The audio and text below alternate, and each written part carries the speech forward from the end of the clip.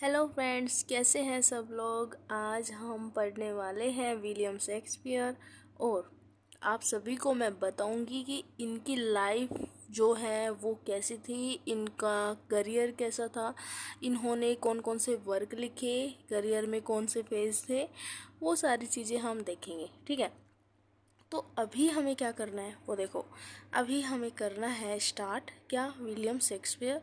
यहाँ पर अगर हम बात करें सिंपल सी, तो सिंपल बात ये है कि विलियम शेक्सपियर हमारे आते हैं हमारी जो रेनेसा एज है, रेनेसा एज के अंदर जब हम पढ़ते हैं एलिजाबेथन एज, तो एलिजाबेथन एज का दूसरा नाम हम एज ऑफ शेक्सपियर के नाम से भी जानते हैं।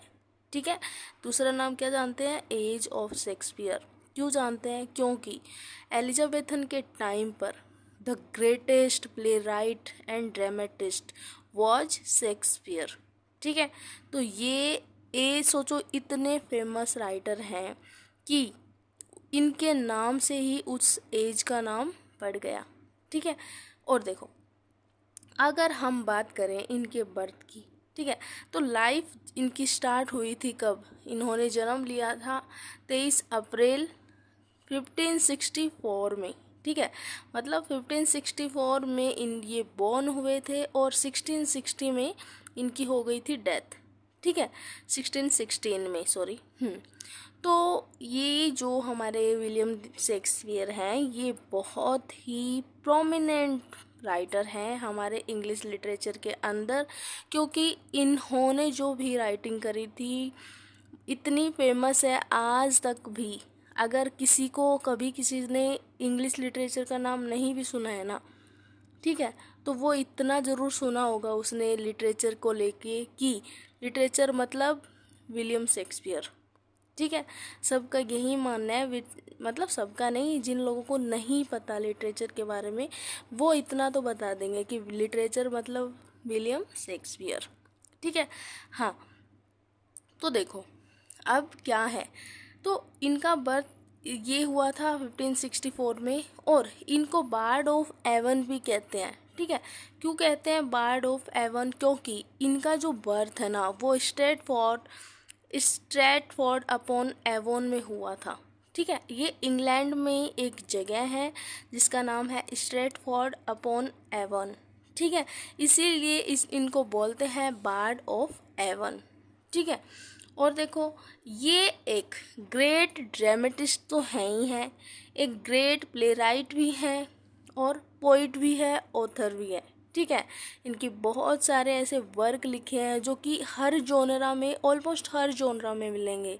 ठीक है, जोनरा कुछ भी हो सकता है, लाइक पोइम हो सकती है इनकी, और जैसे कि मतलब अगर कोई भी ड्रामा अगर लिख रहे हैं तो ड्रामा इनका कॉमेडी में भी मिलेगा थोड़ा सा, और थोड़ा सा ट्रेजिडी, जो कॉमेडी में, ट्रेजिडी में और रोमांस में, इन सब में इनका ड्रामा मिलता है। ठीक है, तो अब हम इनकी अगर बात करें तो वो ये है कि ये जो राइटिंग करते हैं ना, इनकी राइटिंग में हमें कौन कौन सी मतलब थीम देखने को मिलती है। ऐसा कि नहीं होता कि हमने अगर किसी भी वर्क को पढ़ा तो उस वर्क के अंदर हमें क्या लग रहा है कि किस चीज़ का वर्क हो सकता है, लाइक लव का हो सकता है, कि इसके अंदर कोई रिवेंज हो सकता है, या फिर ट्रेजिडी हो सकती है, कुछ भी। ठीक है, तो इनके जो वर्क है ना उसके अंदर देखने को मिलता है क्या? लव देखने को मिलता है। ठीक है, ऐसे नहीं बोल रही कि सब में देखने को मिलता है। जिन वर्क को ये लिखे हैं किसी में लव देखने को मिलेगा, किसी में पावर देखने को मिलेगा, किसी में एम्बिशन मिलेगा, किसी में बिट्रेयल मिलेगा। ठीक है, किसी में मोरालिटी मिलेगी और किसी में रिवेंज मिलेगा। ठीक है, तो इनके वर्क में ये सारी थीम देखने को मिलती हैं। ठीक है, और देखो इन्होंने अपनी पूरी लाइफ में, अपने पूरे राइटिंग करियर के अंदर 37 प्लेज लिखे हैं। कितने लिखे हैं? 37 प्लेज लिखे हैं और 154 सोनेट लिखी हैं और 2 लॉन्ग नैरेटिव पोइम्स लिखी हैं। ठीक है, ये लॉन्ग नैरेटिव पोइम मतलब ये लंबी लंबी पोइम हैं जो कि इन्होंने लिखी हैं 2 पोएम इन्होंने बहुत कम लिखी है, ये सिर्फ ड्रामा प्ले राइटिंग करते थे, ठीक है। और सोनेट तो बहुत ही ज़्यादा करते थे, ठीक है। तो 37 प्लेज हैं इनके और 154 सोनेट, सबसे ज़्यादा सोनेट है इनकी। और ऐसा माना जाता है कि इनकी ये जितनी भी सोनेट है ना, ये मतलब लोगों के बारे में लिखते थे। एक भी सोनेट ऐसी नहीं है जो कि इन्होंने अपनी वाइफ के लिए लिखी है, ठीक है। सोनेट क्या होती है? ये 14 लाइन का एक पैराग्राफ होता है, उसको हम सोनेट बोलते हैं, ठीक है। आपको ध्यान रखना है ये बात भी। और देखो, अगर हम करियर की बात करें तो इनका जो करियर है वो ये लंदन में जाकर करते हैं अपना सेटलमेंट, ठीक है। लंदन में जाकर ये जाते हैं, लंदन 1585 में जाते हैं और 1592 तक वहाँ तक अपना करियर अच्छे से सेट करते हैं, ठीक है। तो वहाँ पर ये एक एक्टर भी होते हैं, ये थिएटर कंपनी में काम करते हैं और वहाँ पर परफॉर्मर भी होते हैं, ठीक है। और प्ले राइट भी होते हैं, कि मतलब एक्टिंग भी करते थे और लिखते भी थे, स्क्रिप्ट वगैरह भी लिखते थे वो परफॉर्मेंस देने के लिए, ठीक है। और देख लो, ये बाद में बन जाते हैं क्या, थिएटर कंपनी के थोड़े शेयर होल्डर बन जाते हैं, मालिक बन जाते हैं आधे, जिसके अंदर उस कंपनी का नाम होता है लॉर्ड चैम्बरलेन मैन, ठीक है। उस कंपनी का नाम होता है लॉर्ड चैम्बरलेन मैन। बाद में वो जो कंपनी है वो चेंज हो जाती है किंग्समैन के नाम से। अब आप बोलोगे ऐसा क्यों?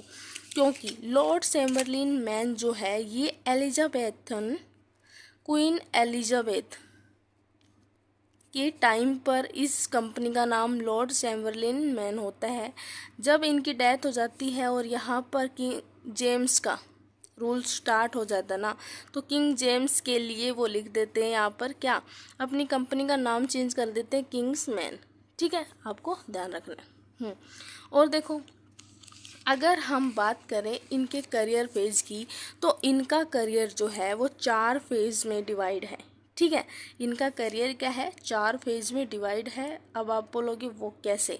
तो वो ऐसे देखो, 4 फेज में अगर इनका करियर डिवाइड है, पहला इनका फेज आता है अर्ली फेज, ठीक है। ये इनका होता है पहला फेज, जिसके अंदर वो राइटिंग करते हैं 1590 से 94, मतलब ये हो गए हमारे 4 साल, ठीक है। 4 साल ये क्या लिखते हैं, ये हिस्ट्री और ट्रेजेडी पे काम करते हैं, ठीक है। उसके बाद में आता है middle phase. Middle phase start होता है, ये यहाँ पर ख़त्म होता है, तो ये 94 में ख़त्म होता है, ये 95 में इनका मिडल फेज स्टार्ट होता है और 1600 तक ये इनका काम चलता है। तो देख लो, 5 साल यहाँ पर इन्होंने काम करा, 5 साल, ठीक है।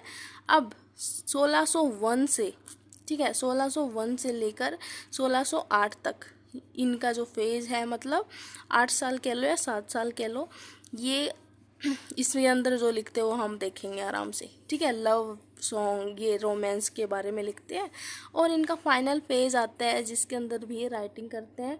फाइनल पेज भी इनका बिल्कुल, मतलब उस पेज के अंदर ज़्यादा राइटिंग नहीं होती, बट जो लिखते हैं वो बहुत ही अच्छी लिखते हैं, ठीक है।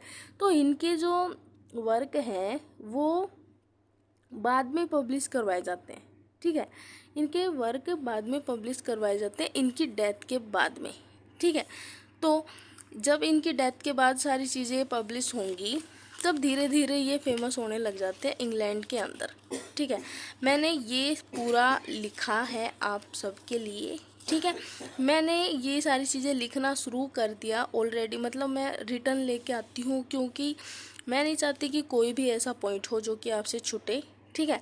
तो ये हमने उनके लिए ये इतना देखा। ये जो एक्टर थे, ये परफॉर्मेंस जहाँ देते थे ना, उस थिएटर का नाम था ग्लोब थिएटर, और ये वही थिएटर है जो बाद में जाकर क्या हो जाता है, बर्न हो जाता है, ठीक है। ये बर्न हो जाता है और इसी थिएटर को बाद में रीबिल्ड करते हैं, उसका नया नाम रखते हैं, ठीक है। वो अलग से हम थिएटर की लिस्ट देखेंगे और देखेंगे कि कौन सा थिएटर कब और कैसे जल जाता है, ठीक है। उसको हम अलग से देखेंगे अनदर वीडियो में।